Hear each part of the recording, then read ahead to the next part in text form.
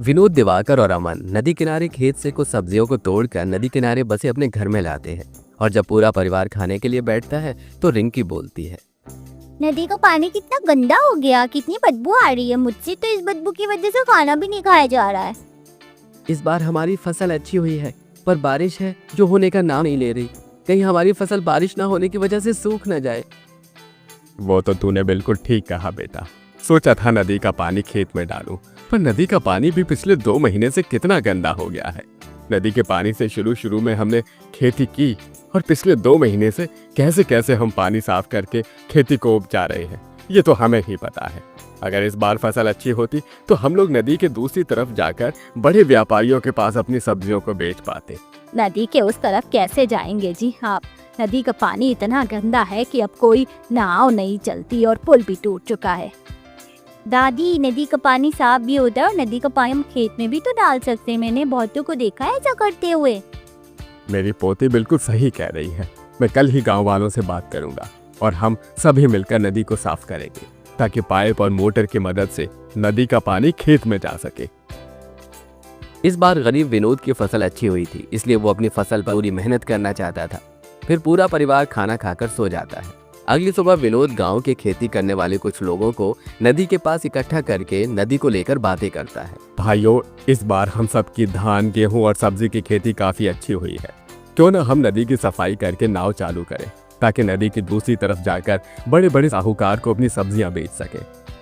विनोद भैया, बात तो तुम सही कह रहे हो, पर नदी की सफाई करेगा कौन? वो देखो तुम कैसे औरतें नदी में ही कूड़ा फेंके जा रही हैं और बच्चे अपनी गाय भैंसों को नदी में नहला रहे हैं। आदमी के कहने पर सब देखते हैं कि नदी पर ही कुछ औरतें कूड़ा फेंक कर जाती हैं और वह अपनी गाय भैंस को नहला रहे हैं। ये देखकर गांव वाले मुंह बनाकर वहां से चले जाते हैं। और जब विनोद अपने परिवार के साथ गांव वालों को ही नदी गंदा करता देखता है तो उसे काफी बुरा लगता है, जिसके बाद पूरा परिवार खुद नदी साफ करने का जिम्मा उठाता है। अब एक तरफ विनोद की बड़ी बहू एक जाल से नदी का कूड़ा हटा रही होती है तो दूसरी तरफ शांति अपने दोनों बेटों के साथ मिलकर नदी किनारे की सफाई करती है और पूजा कूड़ा फेंकने से औरतों को मना करती है। आंटी जी, आपका घर तो इस नदी से काफी दूर है, आपको बदबू नहीं आती और ना ही कोई परेशानी है। पर मैं गर्भवती हूँ, मुझे बड़ी परेशानी हो रही है। हम लोग नदी साफ कर रहे हैं तो आपसे विनती है कि आप लोग नदी गंदा ना करें।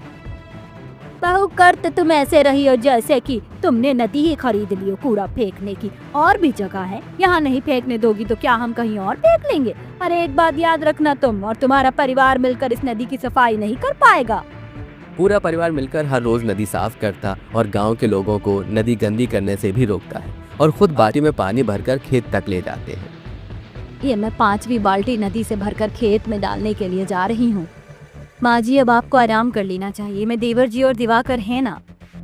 हाँ माँ, अब तुम घर जाकर आराम करो, तुम्हारे बदले मैं काम कर लूंगी। भाभी गर्भवती है, हम उन्हें अकेला नहीं छोड़ सकते। अपनी बहू और बेटी के कहने पर शांति आखिरी बार खेत में पानी डालकर घर चली जाती है। तो वहीं अब भी पूरा परिवार एक एक करके नदी से बाल्टी में पानी भर के सब्जियों के खेत में डाल रहा होता है, जिससे सब्जियां और तरोताज़ा हो जाती है। कुछ देर में पूरा परिवार घर आता है और जैसे ही वो लोग घर में आराम करने के लिए बैठते हैं, बाहर काले बादल छा जाते और तेज आंधी तूफान चलने लगता है। लगता है भगवान ने हमारी सुन ली। मौसम कितना अच्छा हो गया है। बस अब बारिश हो जाए थोड़ी सी, ताकि हमें नदी से पानी ले जाकर खेतों में न डालना पड़े। चिंता मत कीजिए, जैसा मौसम बना है देखकर लगता है अच्छी बारिश होगी। अच्छा मौसम देखकर पूरा परिवार काफी खुश हो जाता है और वो लोग जब एक बार फिर से बैठकर खाना खाने लगते हैं तो बाहर तेज झमाझम बारिश होने लगती है और खाने पर से उठ रिंकी अपने परिवार से बोलती है, माँ, बाहर बहुत अच्छी बारिश हो रही है। मैंने अपना खाना भी खत्म कर लिया। क्या मैं बाहर बारिश में थोड़ी देर नहाने जाऊँ?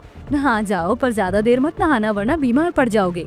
भैया, अब तो हमारी सारी टेंशन ही खत्म हो गई। इस बार की फसल काफी अच्छी हुई है और हमने नदी भी साफ कर दी है। अब नाव चल सकती है। अब नदी की दूसरी तरफ जाना है क्योंकि यहाँ पर सब्जी बेचने में मुनाफा नहीं होता। बाहर हो रही तेज बारिश को देखकर सभी घर वालों के मन में एक नई उम्मीद जाग जाती है और वो लोग रात को आराम से सो जाते हैं। पर जब सुबह उनकी आंख खुलती है तो अब भी बारिश हो रही होती है। अब हर जगह पानी भर चुका था। ये देखकर पूरा परिवार परेशान हो जाता है। हम चाहते थे कि अच्छी बारिश हो क्योंकि काफी दिनों से बारिश नहीं हुई थी, पर इतनी ज्यादा बारिश से तो हमारी सब्जियां ही खराब हो जाएंगी। अब हम क्या करें? इतनी मुश्किल से इस बार हमारी इतनी अच्छी खेती हुई थी। सोचा था नदी के दूसरी तरफ जाकर सब्जियां बेचेंगे और अच्छे पैसे कमाएंगे, बहू की डिलीवरी हॉस्पिटल में कराएंगे। पर अब तो नदी का भी पानी बढ़ गया है, कैसे नदी पार करके जाएंगे? और हमारा सब्जी का खेत, मुझे अभी खेत जाना होगा। जो परिवार बारिश होने का सबसे ज्यादा इंतजार कर रहा था, अब वही चाहता था कि बारिश रुक जाए।